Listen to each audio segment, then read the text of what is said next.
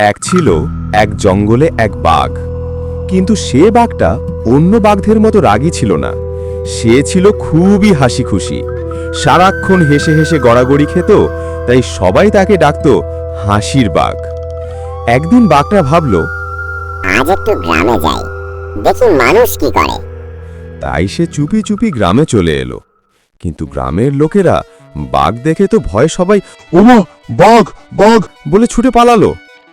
বাঘ বলল, আরে দাঁড়াও, আমি কামড়াবো না, শুধু একটু হাসতে এসেছি। কিন্তু কেউ শুনল না, সবাই দৌড়ে পালালো। বাঘটা তখন বাজারে গেল। সেখানে এক মিষ্টিওয়ালা মিষ্টি বিক্রি করছিল। বাঘ বলল, একটা রসগোল্লা দাও তো ভাই। মিষ্টিওয়ালা কাঁপতে কাঁপতে বলল। জি জি জি বাঘমশাই, যত খুশি খান। বাঘ এক কামড়ে 3টে রসগোল্লা খেলো, তারপর বলল, আরে দারুণ, তুমি তো বেশ ভালো বানাও। এবার একটু ছাঁচে বানাও, যেন আমার মুখের মতো বড় হয়।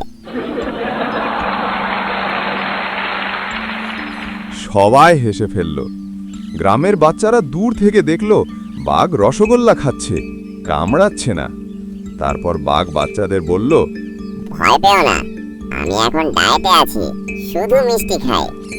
বাচ্চারা এগিয়ে এসে তার সঙ্গে হাসতে লাগলো। বাঘও তাদেরকে কাঁধে চড়ালো, খেললো, গল্প করলো।